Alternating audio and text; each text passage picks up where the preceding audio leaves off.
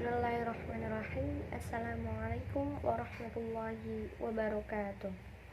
Alhamdulillahilladzi nasta'inu wa nastaghfiruhu wa na'udzu billahi min syururi anfusina wa min sayyiati a'malina. May yahdihillahu fala mudilla lahu wa may yudlil fala hadiya lahu.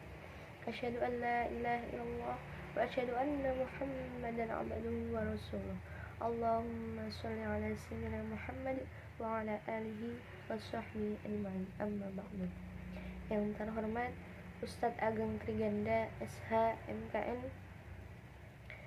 dan tak lupa kepada teman-teman sekalian yang insyaallah dirahmati oleh Allah Subhanahu wa taala. Baiklah, kami dari kelompok 3 yang beranggotakan Alda Pertiwi, Ayumi Hasnari Tonga, Nadia Ramayanti, dan saya Elisa Devisari. Di sini kami membuat tujuan kami membuat video untuk mengerjakan ujian tengah semester, yakni mata kuliah Hukum Adat Melayu. Baik, untuk pertanyaan yang pertama, apa atau jelaskan apa yang dimaksud dengan hukum adat. Nah, hukum adat yakni merupakan sistem hukum yang dikenal di dalam lingkungan kehidupan sosial di Indonesia dan negara lain. Sumber hukum adat yakni peraturan-peraturan yang tidak tertulis yang berkembang dalam masyarakat dan hingga saat ini dipertahankan dengan kesadaran hukum masyarakat tersebut.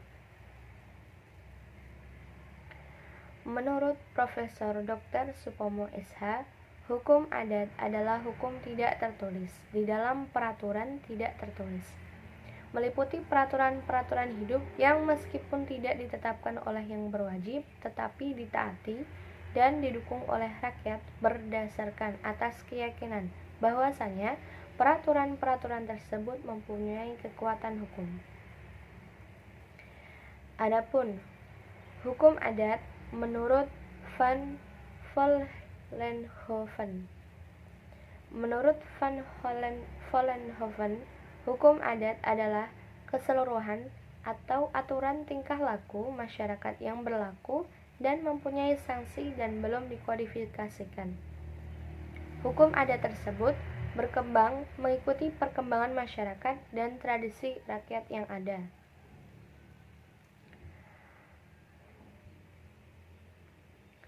Adapun contoh hukum tidak tertulis yaitu hukum adat yang tidak dicantumkan dalam perundang-undangan tetapi peraturannya telah tertanam serta dipatuhi oleh wilayah tertentu atau adat tertentu sehingga jadi suatu pedoman dalam tata penerapan kehidupan bermasyarakat.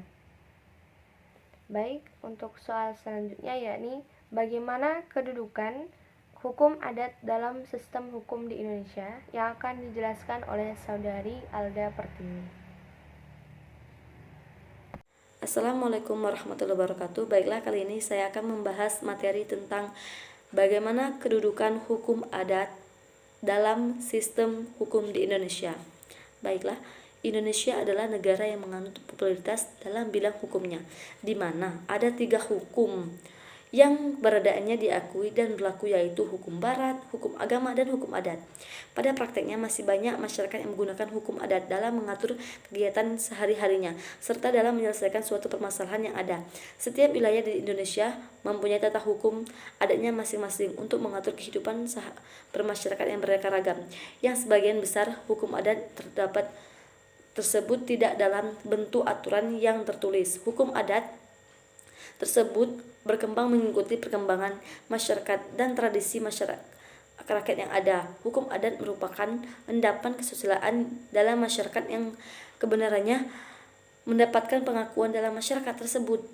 Dalam keberadaannya, praktek yang terjadi dalam masyarakat hukum adat, keberadaan hukum adat sering menimbulkan pertanyaan-pertanyaan apakah aturan hukum adat ini tak dapat digunakan untuk mengatur kegiatan sehari masyarakat dan menyelesaikan suatu permasalahan-permasalahan yang timbul di masyarakat hukum adat. Sementara itu negara kita juga mempunyai aturan hukum adat, hukum yang dibuat oleh badan atau lembaga pembuat undang-undang dan perundang-undang lainnya.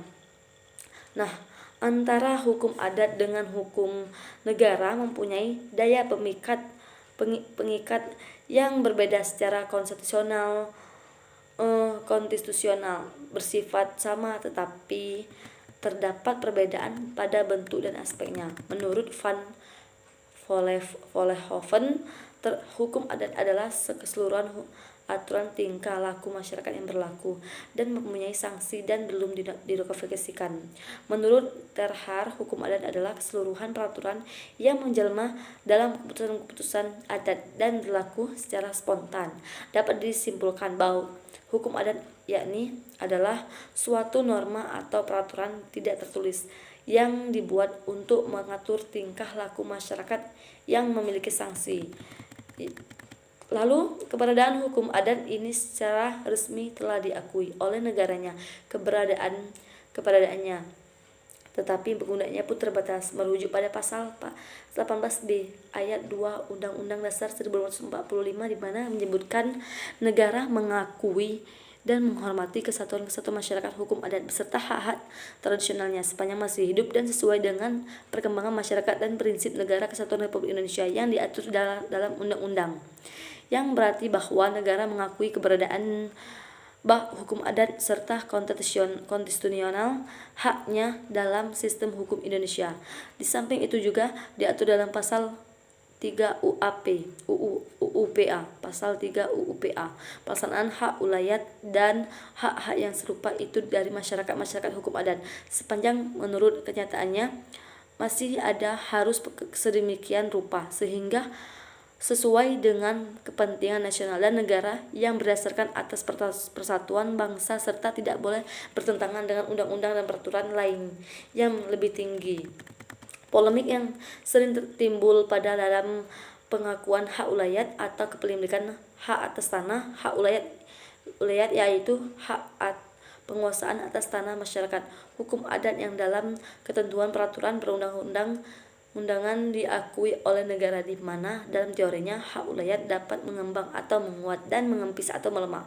Sama juga halnya dengan hak-hak perorangan, dan ini pula yang merupakan sifat istimewa hak-hak atas tanah yang tunduk pada hukum adat. Semakin kuat kedudukan hak ulayat, maka semakin hak pemilik tanah atas tanah itu semakin mengempis tetapi apabila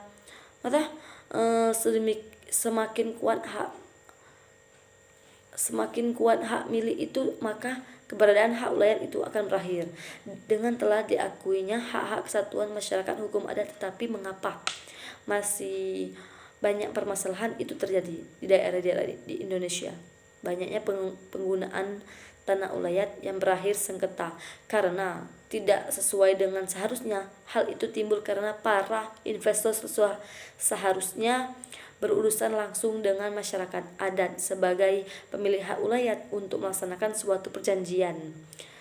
Tetapi kenyataannya malah investor tersebut mendapatkan tanahnya melalui pemerintah, yang mengakibatkan masyarakat adat selaku pemilik protes karena mengapa melakukan kegiatan investor di tanah mereka. Timbul juga sebuah kerugian sebagai efek samping dari terjadinya sengketa karena tanah tersebut dalam status quo sehingga tidak dapat digunakan secara optimal dan terjadilah penurunan kualitas SDA atau sumber daya alam yang bisa merugikan banyak pihak. Nah, negara di mana sebagai pemberi sebuah jaminan kepastian hukum adat terhadap masyarakat hukum adat dengan diberlakukannya Undang-Undang Nomor 5 Tahun 1960 tentang Peraturan Dasar Pokok Agraria atau UUPA diharapkan dapat mengurangi terjadinya sengketa dan memberikan keadilan untuk masyarakat adat, karena dalam pasal 3 UUPA menyebutkan bahwa hukum tanah nasional bersumber pada hukum adat. Seharusnya secara otomatis hak-hak ulayat tersebut diakui, tetapi dalam prakteknya tidak. Jangan sampai terjadi tumpang tindih aturan yang berakibat kaburnya kepemilikan serta penguasaan dan pengelolaan oleh masyarakat adat dalam tatanan hukum Indonesia karena tidak adanya kepastian kedudukan tersebut. Untuk konsep kedepannya diharapkan untuk adanya jaminan kepastian hukum tentang pengelolaan hak ulayat masyarakat hukum adat di mana haruslah dibuat secara lebih mendalam atau rinci peraturan perundang-undangannya, baik itu bisa dalam peraturan presiden atau peraturan pemerintah, di mana yang jelas di bawah undang-undang, apakah bisa dibuat dalam bentuk tertulis dalam hal hak atas tanah atau untuk pelaksanaannya, supaya ada kejelasan hak milik pada masyarakat hukum adat itu ke depannya. Karena selama ini hukum adat memang dikenal dalam UU PA dan juga diatur dalam Undang-Undang 1945, tetapi sejauh mana keberadaannya hukum adat itu bisa menganulir hukum positif, tidak ada kejelasannya. Baiklah, mungkin itu saja penjelasan dari saya akhiri. Wassalamualaikum warahmatullahi wabarakatuh. Pembagian bangsa Melayu di Indonesia dapat dibedakan menjadi 3 subbangsa, yaitu yang pertama, bangsa Proto-Melayu atau Melayu Tua, yang kedua, bangsa Deutero-Melayu atau Melayu Muda, dan yang ketiga, bangsa Primitif. Yang pertama, bangsa Proto-Melayu atau Melayu Tua. Bangsa Proto-Melayu adalah nenek moyang bangsa Indonesia, merupakan orang-orang Austronesia yang pertama kali datang ke Nusantara pada gelombang pertama, yakni tahun 1500 sebelum Masehi. Suku bangsa Indonesia saat ini yang termasuk keturunan Proto-Melayu adalah suku Dayak dan suku Toraja. Yang kedua, bangsa Deutero-Melayu. Bangsa Deutero-Melayu adalah nenek moyang bangsa Indonesia, merupakan orang-orang Austronesia yang datang ke Nusantara pada gelombang kedua, yakni tahun 400 sampai 300 sebelum Masehi. Bangsa Melayu Muda ini berhasil melakukan asimilasi dengan para pendahulunya, yaitu bangsa Melayu Tua. Suku bangsa Indonesia yang termasuk keturunan bangsa Melayu Muda adalah suku Jawa, Melayu, dan Bugis. Yang ketiga, suku Primitif. Sebelum orang-orang Austronesia masuk ke wilayah Nusantara, sudah ada beberapa kelompok manusia purba yang lebih dahulu menempati wilayah Nusantara. Mereka adalah bangsa-bangsa primitif dengan budaya yang sangat sederhana. Yang termasuk suku primitif di Nusantara adalah yang pertama, manusia Pleistosin, yakni manusia purba Pleistosin selalu berpindah tempat dengan kemampuan dan kebudayaan yang sangat terbatas, sehingga corak kehidupan manusia purba ini tidak dapat diikuti lagi. Yang kedua, suku Wedoid. Sisa-sisa suku Wedoid hingga kini masih ada dan dapat ditemukan. Contoh peninggalan suku Wedoid di Indonesia adalah suku Sakai di Siak dan suku Kubu di perbatasan Jambi dan Palembang. Dan yang ketiga, suku Negroid. Di Indonesia sudah tidak ada lagi sisa-sisa kehidupan suku Negroid, tetapi suku ini masih bisa ditemukan di pedalaman Malaysia dan Filipina, yaitu suku Semang di Semenanjung Malaysia dan suku Negrito di Filipina. Wilayah persebaran masyarakat Melayu. Suku bangsa Melayu merupakan kelompok etnis atau etnik Austronesia yang menghuni Semenanjung Malaya, seluruh Sumatera, bagian selatan Thailand, pantai selatan Burma, Pulau Singapura, Borneo pesisir, termasuk Brunei, Kalimantan Barat, Kalimantan Tengah, Kalimantan Timur, Kalimantan Utara, Kalimantan Selatan, Sarawak dan Sabah pesisir, Filipina bagian barat dan selatan, dan pulau-pulau kecil yang terletak di sekitar lokasi ini. Secara kolektif dikenal sebagai dunia Melayu. Lokasi ini sekarang merupakan bagian dari negara modern Malaysia, Indonesia, Singapura, Brunei, Thailand, dan Filipina. Assalamualaikum warahmatullahi wabarakatuh. Saya akan menjawab pertanyaan nomor 4. Menurut saya keberadaan hukum adat Melayu hari ini dan masa depan ataupun yang akan datang adalah akan tetap diberlakukan karena hukum adat Melayu memiliki peranan yang sangat penting bagi masyarakat Melayu terkhususnya sebagai pedoman dan kontrol sosial masyarakat Melayu di samping hukum negara. Dengan demikian terciptalah kesadaran hukum adat Melayu yang dapat membuat keselarasan dan ketertiban di dalam masyarakat. Walaupun kedudukan hukum adat Melayu diakui keberadaannya, salah satu contohnya seperti hukum pidana adat Melayu yang mengalami penurunan peran dan fungsinya, akan tetapi hukum pidana adat Melayu masih sangat diakui oleh masyarakat dan negara dalam merumuskan kebijakan-kebijakan masyarakat adat dan menyelesaikan masalah-masalah terjadi pada masyarakat dalam konteks sistem peradilan pidana.